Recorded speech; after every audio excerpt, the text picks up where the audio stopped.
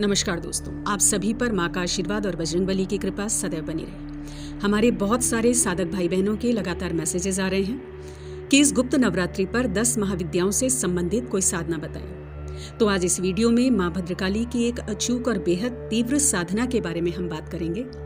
दोस्तों, ये साधना जो है, इसका प्रभाव अचूक और 100% है अगर आप पूरी निष्ठा और समर्पण से इस साधना को करते हैं तो। इस वीडियो में मैं एक उच्चाटन मंत्र आपको दूंगी। आपको किसी भी तरह का भय नहीं रखना है, डरना नहीं है। अगर आप सारी सावधानियां बरतेंगे और सबसे बड़ी चीज अपना हृदय अगर आप निर्मल रखेंगे, किसी का बुरा नहीं चाहेंगे, तो घबराने जैसी कोई बात नहीं, क्योंकि माँ आपका निर्मल हृदय देखकर ही आप पर कृपा करना शुरू कर देती है। दोस्तों, तंत्र ग्रंथों में काली के 8 प्रकार के रूप वर्णित हैं, जिनमें माँ भद्रकाली एक रूप है।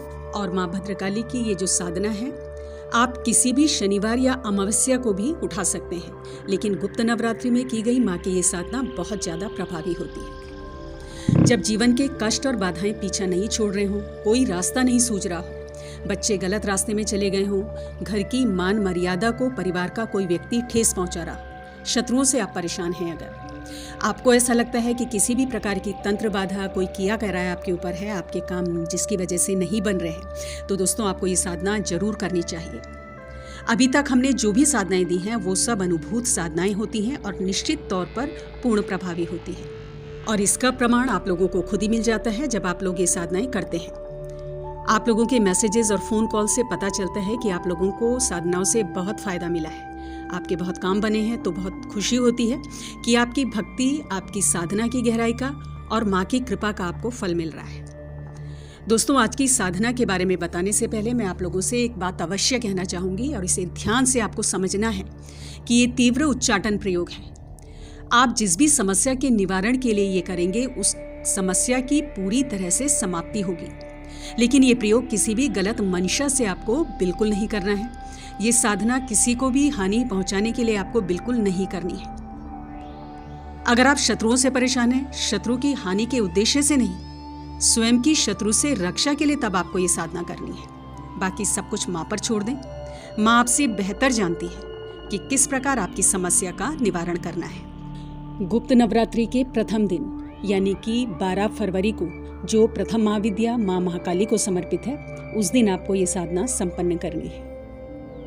इसके अलावा, जैसा मैंने आपको पहले भी बताया, अमावस्या को या किसी भी शनिवार को इस साधना को आप उठा सकते हैं। तो आइए अब जानते हैं साधना विधि। रात्रि 10 बजे के बाद आपको ये साधना संपन्न करनी है। स्नान करके आपको स्वच्छ काले रंग के वस्त्र धारण करने हैं। एक चीज मैं आपको और स्पष्ट कर दूं कि आसन काले रंग का ही होना चाहिए। बाद में आप लोगों के मैसेजेस आते हैं कि काले रंग का आसन नहीं है तो क्या करें, और आप सभी के प्रश्नों का एक एक करके जवाब देना कई बार मुश्किल हो जाता है। तो ये चीज़ मैं आपको स्पष्ट कर दूं कि आसन काले ही रंग का होगा। हाँ, जहाँ तक वस्त्रों की बात है, अगर पूरे काले कपड़े आप प्रबंध नहीं कर सकते हैं, तो साधक भाई बहन काली धोती या काला कुर्ता या कोई भी काली शॉल आप साधना के समय प्रयोग करें। और जो साधिकाएं हैं, साधक बहनें हैं, वो ऐसी स्थिति में अगर सारे काले कपड़ों का प्रबंध नहीं कर सकती हैं, तो कोई भी काला वस्त्र एक ओढ़ लें, काली चुन्नी, काला शॉल, काली कुर्ती, कोई भी एक काले कपड़े का प्रबंध करें और फिर ये साधना करें। इस साधना में दोस्तों आपको दक्षिण दिशा में एक बाजोट यानी लकड़ी की चौकी स्थापित करनी है। उसके ऊपर आपको माँ भद्रकाली की प्रतिमा या तस्वीर स्थापित करनी है। उस चौकी पर जो वस्त्र बिछेगा वो भी काले ही रंग का होना चाहिए, और जो काले रंग का आप वस्त्र बिछाएंगे वो स्वच्छ हो, पहले प्रयोग नहीं किया गया हो। अब आप सर्वप्रथम भगवान गणेश का पूजन करें। ओम गंग गणपतिये नमः इस मंत्र की एक माला जप करें। भगवान गणेश से अपनी साधना निर्विघ्न संपन्न करने की प्रार्थना करें। उसके बाद आपको गुरु मंत्र की एक माला जप करनी है। गुरु मंत्र की माला अवश्य जप करें। साधना से पहले अपने गुरु से इस साधना में सफलता का आशीर्वाद मांगे। उसके बाद भगवान शिव की ओम नमः शिवाय इस मंत्र की 3 माला आपको जप करनी है। भगवान शिव से साधना में सफलता का आपको आशीर्वाद लेना है। माँ भद्रकाली का पंचोपचार पूजन करें। धूप, दीप, अक्षत, कुमकुम नैवेद्य आपको माँ को अर्पित करना है। अब आपको माँ की प्रतिमा या तस्वीर के समक्ष 3 मुखी दीपक जलाना है, यानी 3 बत्तियों वाला दीपक सरसों के तेल में आपको जलाना है। दीपक में 1 चुटकी काले तिल और थोड़ा सा सिंदूर डाल दें। अब आपको क्या करना है, एक स्टील का पात्र ले लें छोटा सा। उसके ऊपर काले तिल की आपको 3 ढेरियां बनानी है।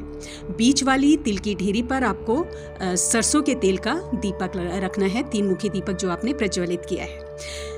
तिल की ढेरी पर जो भी 3 तिल की ढेरियां हैं उन पर भी आपको सिंदूर का थोड़ा छिड़काव करना है। एक नारियल माँ को अर्पित करने हैं, पेड़े माँ को अर्पित करने हैं, 2 सुपारी और 2 लौंग आपको माँ को अर्पित करनी है।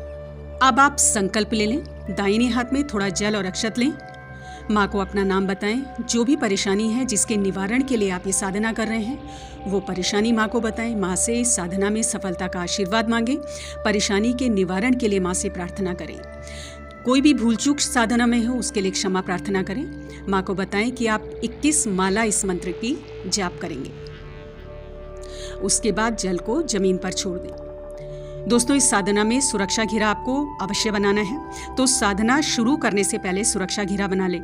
सुरक्षा घेरा कैसे बनाना है, सुरक्षा मंत्र कौन सा पढ़ना है, ये हमने पहले वीडियो में बता दिया है। वो वीडियो हमने डिस्क्रिप्शन में दिया हुआ है, आप अवश्य देख लें, क्योंकि ये साधना बिना सुरक्षा घेरे के बिल्कुल ना करें। पूजा की जो भी सामग्री है वो सुरक्षा घेरे के अंदर ही हो, इस चीज़ का आपको ध्यान रखना है। काले हकीक की माला से आपको माँ काली के मंत्र का जाप करना है। 21 माला मंत्र जाप करना है और मंत्र का मैं उच्चारण कर रही हूँ, मंत्र ध्यान से सुने। ओम क्लीं उच्चाटय भद्रकाली अवतर अवतर हूं फट।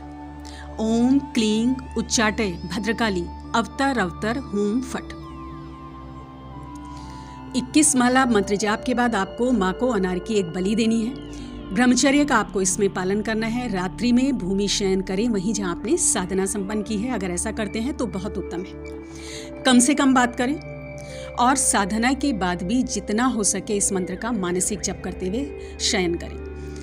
पूजा में प्रयोग करी गई जो सारी सामग्री है, माला है, दीपक है, तिल, अनार, नारियल, जो भी पूजा की सामग्री है उसका आपको जल प्रवाह करना है या उसका भूमि विसर्जन करना है। अगर आप गुप्त नवरात्रि में ये साधना कर रहे हैं तो 1 दिन की साधना ही प्रभावी है।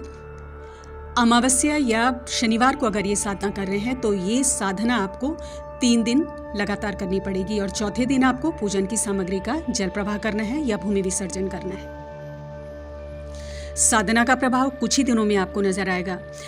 अगर किसी को सही रास्ते पर लाने के लिए साधना की है तो साधना के पश्चात रोज 11 बार इस मंत्र से जल को अभिमंत्रित करके उस व्यक्ति को आपको पिला देना है। व्यक्ति सही रास्ते पे आ जाएगा।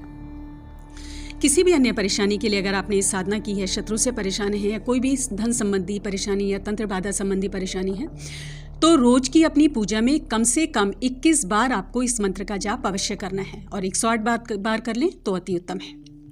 तो दोस्तों, जरूर करें ये साधना। जो भी आपका कष्ट है वो माँ की कृपा से अवश्य दूर होगा।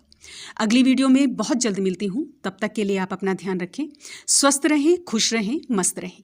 जय माता दी, जय बजरंगबली।